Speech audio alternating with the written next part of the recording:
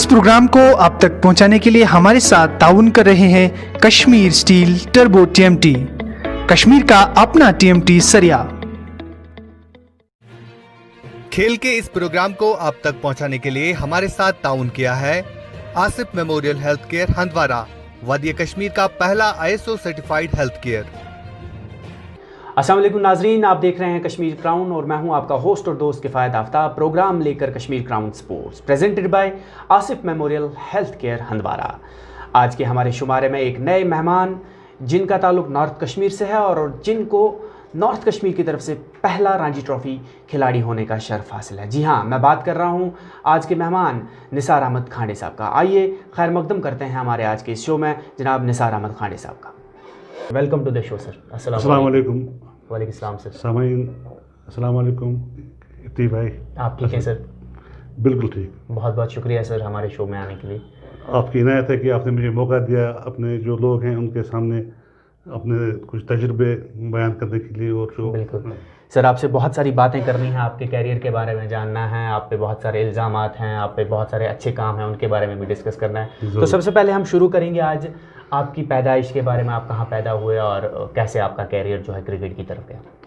मैं सोपोर बारन हूँ और सोपोर से मैंने बचपन से क्रिकेट खेलना शुरू किया, जैसे कि हर कोई बच्चा 12-13 साल से शुरू करता है। तो मैंने भी 12-13 साल से शुरू किया क्रिकेट खेलना और स्कूल, फिर हायर सेकेंडरी में, फिर कॉलेज में गए।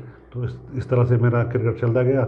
और अंडर 19 भी मैंने खेला, अंडर 22 भी खेला और इस परफॉर्मेंस देखकर सिलेक्टर्स ने मुझे रणजी ट्रॉफी के लिए सिलेक्ट किया। जी, जो आप ये क्रिकेट खेलना आपका था, क्या आपको ये नेचुरल टैलेंट था या किसी को देखकर आपने क्रिकेट खेलना शुरू किया? नहीं, ये नेचुरली मेरे पास ये जितना उस वक्त शौक़ था इतना शौक़ मुझे इस वक्त भी है। तो ये पैदाइशी शौक़ है मुझे, जो क्रिकेट का वास्ता आपके साथ है। बिल्कुल वो बचपन से ही था। बचपन से। ठीक है निसार साहब, सबसे पहले आपने अंडर 19 रिप्रेजेंट किया है। वो आपने कुछ याद है आपने कब किया और कैसे आपको वो ऑफ़र मिला? आपको कैसे वो कॉल आई कि आप अंडर 19 के लिए सिलेक्ट हुए? क्योंकि उन दिनों सोशल मीडिया नहीं था, प्रिंट मीडिया इतना ज़्यादा नहीं था, टीवी कम हुआ करते थे। आपको कैसे पता लगा?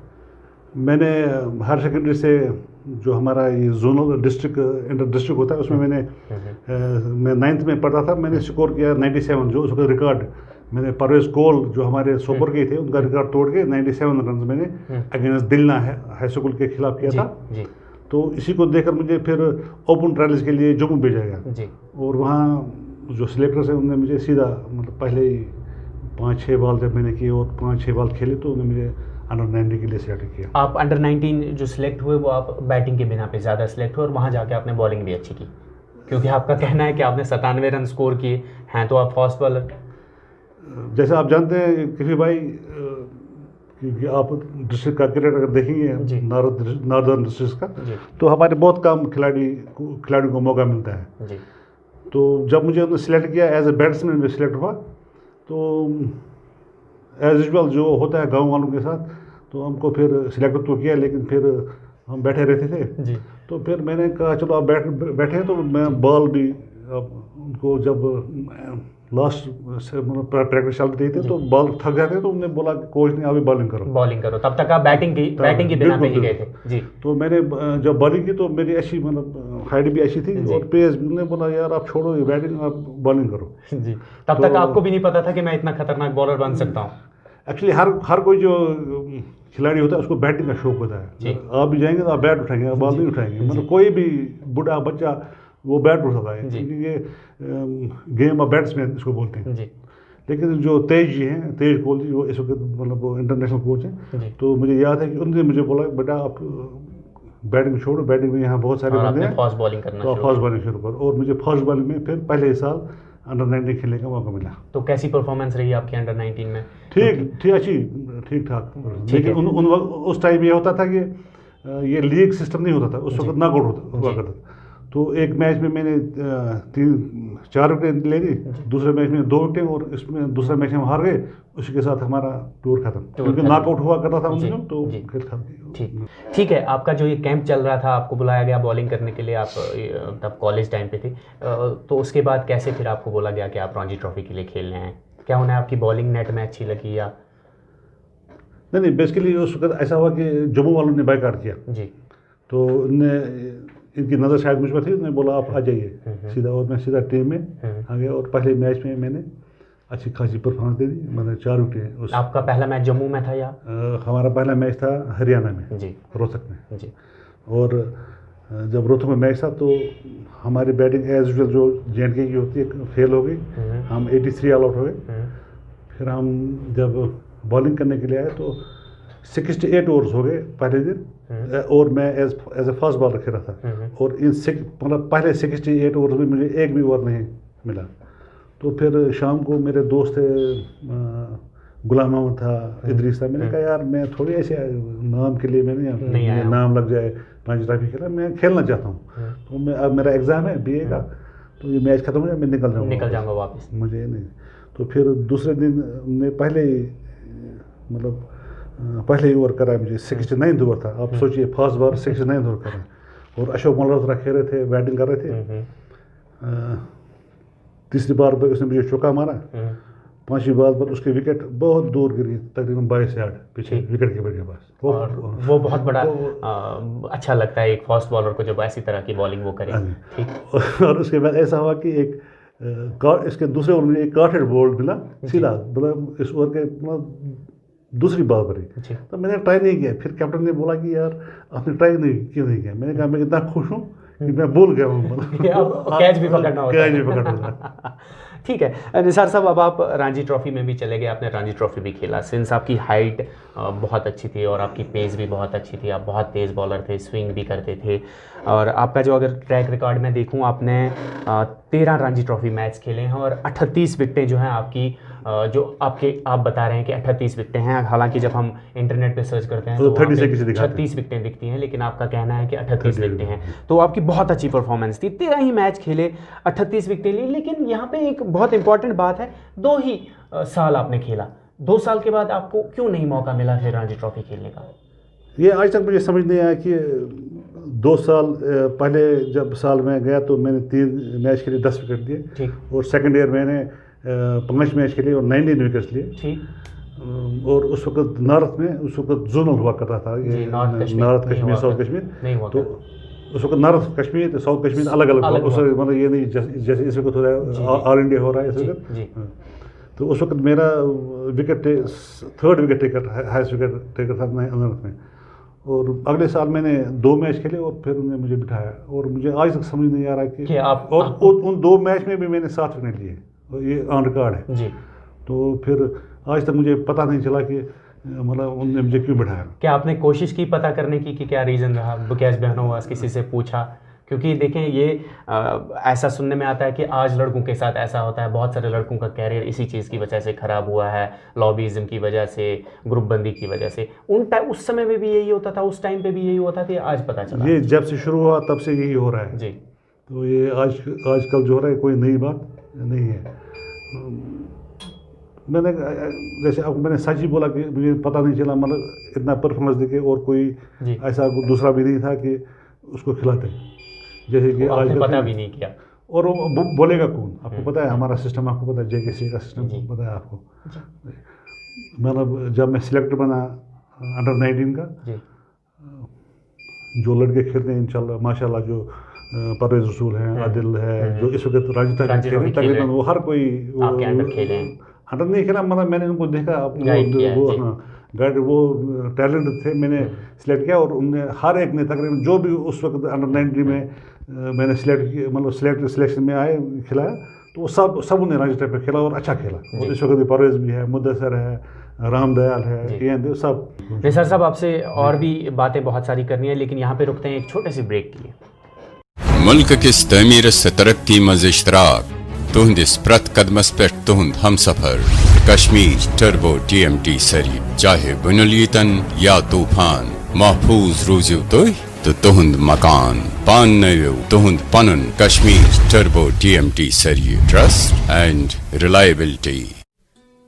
आसिफ मेमोरियल हेल्थ केयर एक सुपर स्पेशलिटी क्लिनिक, जहां पे आप काबिल और माहिर डॉक्टरों के मशवरों से फैज़याब हो सकते हैं। डॉक्टर सिद्धार्थ बिंदु थायराइड और शुगर मरीजों के लिए, हड्डियों के अमराज में मुब्तला मरीजों के लिए doctor Ishtiaq Abdullah liver, stomach और इंटेस्टाइन के मरीजों के लिए डॉक्टर हिलाल अहमद डार पेशे खिदमत रहते हैं।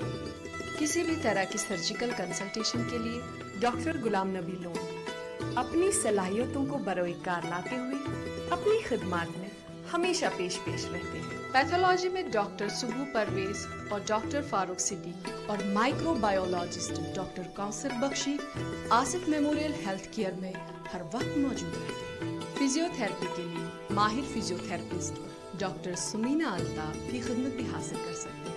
अपॉइंटमेंट्स के लिए राब्ता कीजिए 9107020027 7889 526378 01955262014 आसिफ मेमोरियल हेल्थ केयर बांडी मोहल्ला हंदवारा कश्मीर। खैर मकदम है आपका ब्रेक के बाद। आप देख रहे हैं Kashmir crown sports presented by Asif memorial health care Handwara. हमारे साथ आज के मेहमान हैं जनाब निसार अहमद खानी साहब। निसार साहब, आपसे बहुत सारे सवाल पूछने हैं, आप पे कुछ एलिगेशंस हैं, आप पे कुछ इल्ज़ामात भी हैं। सबसे पहला एक बहुत बड़ा आपकी एक कंट्रोवर्सी हुई थी जब आप एज ए मैनेजर टीम के साथ गए थे। सुनने में आया कि आप एज ए मैनेजर गए थे टीम के साथ, और लेकिन आपने एज ए प्लेयर पार्टिसिपेट किया। आप मैनेजर थे और उसके बाद आपने खेलने के लिए मैदान में उतर गए, जिस पे कुछ कंट्रोवर्सीज भी हुई थी। वो थोड़ा सा हम जानना चाहते हैं। ये 1999 की बात है। मैं मैनेजर मुझे JK से वालों ने भेजा जी। तो यहाँ के कश्मीर के उसमें 11 लड़के थे, ठीक, और जम्मू से 8 लड़के आने वाले थे। तो जब हम दिल्ली पहुँच गए तो जम्मू वालों ने बाइकआउट किया खेलने जी। उन्होंने बोला हम नहीं खेलेंगे। तो पता नहीं क्या उनको प्रॉब्लम रीज़न थे, उन्होंने नहीं खेला।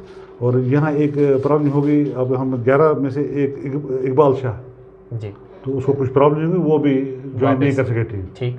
तो फिर जब हम मैच रवि थे तो मैं उनके पास गया कि हमारे पास ये प्रॉब्लम है। तो मैंने बोला मैं मैनेजर हूँ। तो उसने बोला कि आप खेल सकते हो। मैंने कहा मैंने खेला है। तो उसने बोला आप भी खेलो। तो लास्ट ईयर किसी ने क्वेश्चन उठाया था, शायद परेश भाई ने, जो हमारे कैप्टन हैं, ये ऐसे करते हैं। तो परेश भाई को मैं आपकी वसादत से बोलना चाहता हूँ कि मैंने कोई किसी को बिठा के नहीं खेला क्रिकेट। उस वक्त हम 10 ही लड़के थे, और मैंने उस वक्त इसलिए खेला कि हमारे पास सिर्फ 10 थे और मैं 11 टीम बराबर करने के लिए आपको उतरना पड़ा। और मेरा एक दोस्त था वहाँ दिल्ली में, उसको मैंने साथ दिया था, उसको मैंने 12th में रखा। और खुशकिस्मती से मैं फर्स्ट क्लास में वो उस मैच में मैंने सबसे ज़्यादा रन बनाए। हाईएस्ट मेरा 30 था, और उस मैच में भी हाईएस्ट 30 था जी। और उसमें भी मैंने 2 विकेट फिर उस एज ए मैनेजर गए थे और एज ए प्लेयर आपने खेला। ये हमारा सिस्टम रहा करता था हमारी टीम का। मैं इसलिए बोलना चाहता हूँ कि शायद लास्ट ईयर शायद कुछ कंट्रोवर्सी हुई थी। परेश भाई ने शायद, जो हमारे परेश रसूल जो जी हमारे कैप्टन, नाम लिए बगैर ने बोला था यहाँ से मैनेजर जाते हैं वहाँ क्रिकेट खुद खेलते हैं जी। तो परेश भाई ऐसी कोई बात नहीं है। उस वक्त हम 10 ही थे, तो 11 प्लेयर की ज़रूरत की वजह से इसलिए मैंने वो मैच खेला। और अल्लाह की मेहरबानी से मैंने उस वक्त अच्छा परफॉर्म किया। 30 रन मैंने बनाए और 2 विकेट भी हासिल की। ठीक है निसार साहब, यहाँ पे एक बहुत ही इंपॉर्टेंट बात है आपसे शेयर करनी है और आपसे जानना भी चाहेंगे। सिंस आप नॉर्थ कश्मीर के बॉर्न हैं, नॉर्थ कश्मीर के हैं, और उसके बाद आप सिलेक्टर रहे 1 साल तक, लेकिन बदकिस्मती की बात यह है कि नॉर्थ कश्मीर से किसी ने उस साल रणजी ट्रॉफी नहीं खेला। उससे पहले भी बहुत कम लोगों ने खेला। देखें, आप हैं, आबिद सलाम हैं, ऐसे कुछ खिलाड़ी हैं जिनने खेला। फयाज़ भाई हैं। क्या नॉर्थ कश्मीर हमारे पास टैलेंट नहीं था?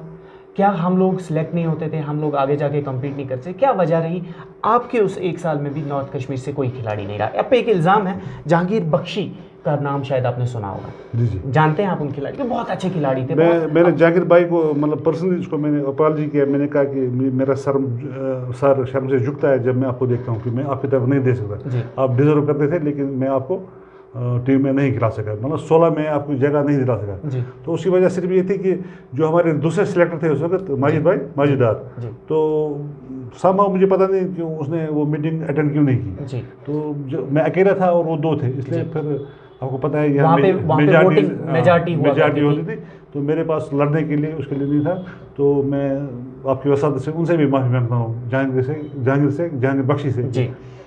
मैं उसका हक नहीं दिला सका उस वक्त। निसार साहब, और दूसरी बात, आपने बोला कि नॉर्थ के टैलेंट, उसमें टैलेंट है या नहीं है। नॉर्थ में बहुत टैलेंट है। और अब देखिए सारा क्रिकेट जो हो रहा है पिछले 10 साल से या 15 साल से, वो नॉर्थ से शुरू हो रहा है। बहुत सारे लीग हैं जी, उसमें थोड़ा इल्ज़ाम भी है कि ज़्यादा फीस है, वो कुछ है, वो कभी फिर डिस्कस करेंगे उसमें क्या मसला है। तो खुशकिस्मती हमारी ये है कि हमारी 2 रजिस्टर्ड एफिलिएटेड टीम्स हैं, BCC और MCC। लेकिन मैं शिकायत नहीं करना चाहता, लेकिन जब आपने पूछा तो ये उनकी गलती है कि वो अपना वोट बैंक क्यों वोट पावर क्यों इस्तेमाल नहीं करने के हमारे लड़के जाएंगे जी। इस साल देखिए उमर भाई, इस साल जो एसोसिएशन बन गई, उमर भाई जो उमर कपूर हैं, मतलब वो तो अथॉरिटी, मतलब कोई पोस्ट नहीं है उनको, लेकिन मैं मुबारकबाद देता हूँ उनको कि उसने बहुत हेल्प किया। यहाँ के लड़के हैं, अब जूनियर में भी आए और आगे को मौका मिला। तो ये इसलिए कि वो जो हमारे एसोसिएशन बारामूला की वो लड़ी उनके लिए। तो एज ए सिलेक्टर मैं कुछ नहीं कर सकता, लेकिन इसमें जो हमारे वोट हैं 4 MCC के और BCC के, उनने कभी ये बात नहीं की कि हमारे लड़के आए। वो सिर्फ अपने जॉइंट मैनेजर या कोई क्या होते हैं वो उस पोस्ट के लिए लड़ते हैं, लड़कों के लिए नहीं लड़ते हैं। वो इसलिए वो जो है अथॉरिटीज़ हमारे BCC की MCC को हमेशा मेरे से नाराज़ रखें। निसार साहब हमने बात की जहांगीर बख्शी की, यहाँ पे ज़रूरी बोलना है, ये सिर्फ अगर हमारे पास नाम है जहांगीर बख्शी का, लेकिन ऐसे कई खिलाड़ी होंगे जहांगीर बख्शी जैसे जो कहीं ना कहीं इस चीज़ की वजह से अपना कैरियर नहीं बढ़ा पाए। जैसे जहांगीर बख्शी जो हैं 2016 में मतलब आप कह रहे हैं कि एज ए सिलेक्टर की जहांगीर बख्शी टीम में होने चाहिए थे, लेकिन बदकिस्मती से वो नहीं हो पाए। क्या रीज़न था? उनका कैरियर वहीं पे ख़त्म हो गया। उसके बाद उन्होंने कभी कोशिश भी नहीं की कि वो स्टेट को रिप्रेजेंट करें। किस तरह से ये चीज़ ठीक होगी, क्या लगता है, किसको हम जिम्मेदार ठहराएं इस चीज़ के लिए? मैंने बोला जो हमारे ये अथॉरिटीज़ हैं यहाँ, जो ये लोग जो हमारे लिए कोशिश नहीं कर रहे, ये जो हमारे एथलेटिक क्लब हैं इनको लड़ रहे हैं, जो थोड़ी वो सिर्फ वोट देना, उनको मांगना है कि हमारे अच्छे सिलेक्टर दे दो, हमारे लड़के खिलाओ जी। जैसे मैंने आपको पहले बोला कि उमर भाई ने इस साल बहुत मेहनत की, आबिद सलाम है इस वक्त हमारे इस साल मेरे ख्याल में हमारे 5-6 लड़कों ने नेशनल खेला, जूनियर अंडर 19 भी खेला, रणजी ट्रॉफी भी खेला। तो ये उनका काम है, उसमें उनका वोट पावर अपना इस्तेमाल करना चाहिए, सिर्फ अपने लिए नहीं। मैंने पहले बोला वो मैनेजर पोस्ट के लिए लड़ते हैं, लड़कों के लिए लड़ते हैं जी। ठीक है निसार साहब, आपसे और भी ज़्यादा बातें करनी हैं। अगर हम आपसे बहुत ही आपके क्रिकेट कैरियर के बारे में या आपका क्रिकेट चलाने के बारे में बात करें तो हमें बहुत ज़्यादा टाइम लगेगा, तो हम कुछ इंपॉर्टेंट बातें जो हैं आपसे जानना चाहते हैं। निसार साहब, क्रिकेट सिलेक्टर ख़त्म होने के बाद आप सिलेक्शन कमेटी में भी नहीं रहे, आपने क्रिकेट भी छोड़ दिया, जे किसी के साथ भी उतना वाबस्ता नहीं रहे, अब क्या कर रहे हैं इंडिविजुअल लेवल पे क्रिकेट चलाने के लिए? क्या आप क्रिकेटर्स के लिए कुछ कर रहे हैं, ख़ासतौर पे अपने नॉर्थ कश्मीर के लिए? मैं इस वक्त अब इतना कर सकते हैं कि बच्चों को खिलाना है जी। तो अक्सर हमारी शिकायत है कि मतलब जो हमारे बड़े बड़े खिलाड़ी समीला भाई अक्सर फेसबुक पर बोलते रहते हैं कि ये ऐसा है, ऐसा नहीं करना चाहिए, अंडर 19 बच्चे ख़राब हो रहे हैं। वो सच्ची बात है कि अंडर 20 का ज़्यादा है। तो इसमें कौन अब रिस्पॉन्सिबल कौन है? इसमें रिस्पॉन्सिबल JKC है जो हमारी मेजर मतलब अथॉरिटी है जो क्रिकेट खिला रही है। तो अक्सर ये होता है कि टर्फ कहाँ है जी। तो पिछले दिनों मैंने फेसबुक में बोला था कि जो भी हमारे पास ग्राउंड्स हैं या तो वो गवर्नमेंट अथॉरिटीज़ के पास है, जैसे आप अपना शौकत स्टेडियम है, खुशहाल स्टेडियम भेजिए, और खुशहाल स्टेडियम में अल्ताफ शाला, मैंने माजिद मलिक ने, हमने बड़े मेहनत करके एक टर्फ विकेट वहाँ बनवाई थी उनसे कुछ मतलब रसूख इस्तेमाल करके। तो वो डेड है इस वक्त, क्योंकि जब हम खेलेंगे वो बोलते हैं हमको 8,000 रुपये दे दो मैच खेलने का जी। अब यहाँ से आप बोल रहे हैं फीस कम करो जी, यहाँ से 8,000 रुपये हम कहाँ से लाएंगे जी। तो वो विकेट ख़राब हो गई, उनके पास मुलाजिम हैं जो उसको मेंटेन कर सकते हैं, वो करते नहीं जी। वो घास बेचने के चक्कर में वो ग्राउंड ख़राब है जी।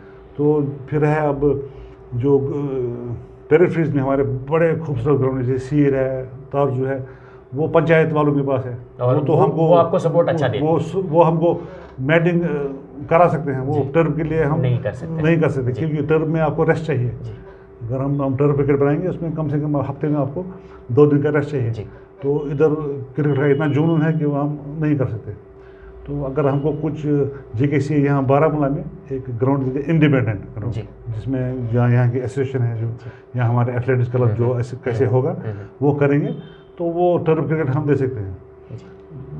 इसके अलावा आप बताइए, आप ही बताइए क्या कर सकते हैं। जी निसार साहब, यहाँ पर कुछ और भी बातें हैं, मैं आपसे जानना चाहूँगा कि आपने कहा कि हमें अथॉरिटीज़ का सपोर्ट नहीं है, अथॉरिटीज़ हमें या तो कभी ग्राउंड में घुसने नहीं देती है, या कभी ग्राउंड के लिए आप टर्फ थी उसके लिए आपको फ़ीस मांगी गई, तो उससे कहीं ना कहीं हमारा क्रिकेट जो है बहुत बैकफुट पे चला गया है। हमारा क्रिकेट बारामूला की मैं बात करूँगा, बारामूला में नहीं, हम कश्मीर की बात करेंगे पर्टिकुलर, यहाँ पे मैटी क्रिकेट बहुत ज़्यादा है। क्यों नहीं हम टर्फ पे ध्यान दे रहे? क्या हम नहीं बना सकते टर्फ? हमारा JKCA जो है वो टर्फ क्रिकेट नहीं चला सकता क्या? हर एक डिस्ट्रिक्ट में एक ग्राउंड, कौन सी बड़ी बात है टर्फ क्रिकेट? इनके पास इतना पैसा है, इतनी हमारे पास स्टेट लैंड है बड़ी है। अगर सपोज कॉलेज में इनको डिस्टर्ब होता है या किसी जगह ये स्पोर्ट्स काउंसिल का ग्राउंड है, इतनी स्टेट लैंड पड़ी है, और खासकर नारथ में जी, तो इनको लेना चाहिए। अथॉरिटीज़ के साथ बात करके कोई 50-60 कनाल लेने हैं कहीं, तो उसमें बनाना है, इसमें तो कोई प्रॉब्लम नहीं है। तो एज इंडिविजुअली हम नहीं कर सकते। मैंने जैसे बोला, हमको ये प्रॉब्लम है कि वहाँ कब्जा है लोगों का।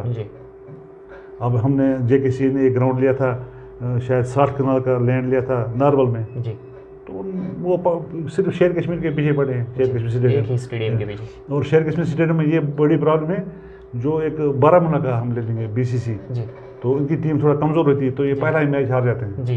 तो इसमें अब जहांगीर लोन है या अकीब भाई है, अच्छे प्लेयर हैं, वो बाहर हो जाते हैं। वो पहले मैच में जब बाहर गए तो उनको पूरा साल में फिर वहाँ खेलने का दूसरा मौका नहीं मिलता। बिल्कुल, क्योंकि सारा जो बनाया सेंटर पॉइंट बनाया है शेर कश्मीर स्टेडियम को, तो वो एक ग्राउंड में आप कितना कवर कर सकते।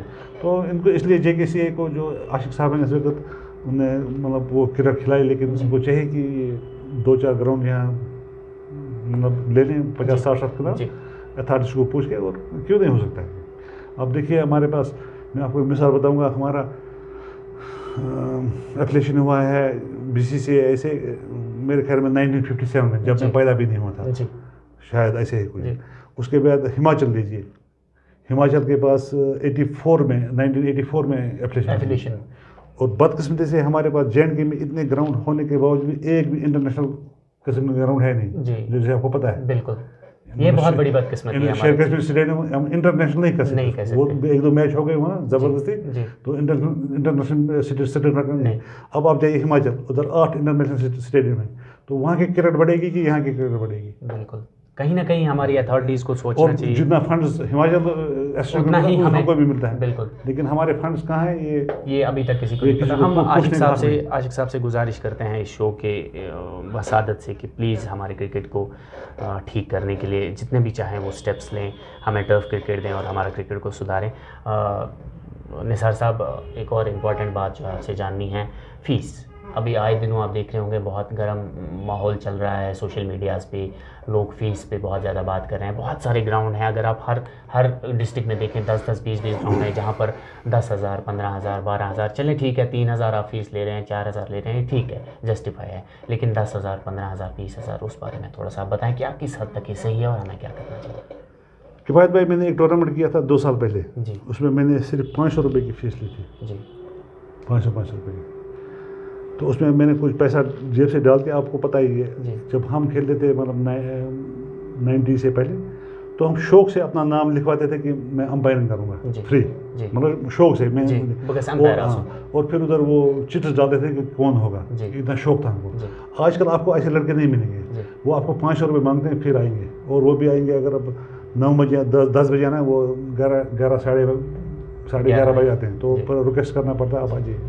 तो ये उनको एकोमोडेट करने के लिए थोड़ा फीस देनी पड़ती है। हमारे टाइम में हम पानी पीते थे बाल्टी में, उसमें घास भी हुआ करती, एक मग हुआ करता था, उसमें घास भी वो पीते थे। आजकल बच्चों को आपको ये चाहिए मिनरल वाटर, उनको रिफ्रेशमेंट चाहिए। तो इसलिए जब जैसे अंपायर का खर्चा बढ़ गया, बॉल का खर्चा बढ़ गया, और जितना हम फीस लेते हैं उसमें अब कैश प्राइस भी रखते हैं ठीक ठाक।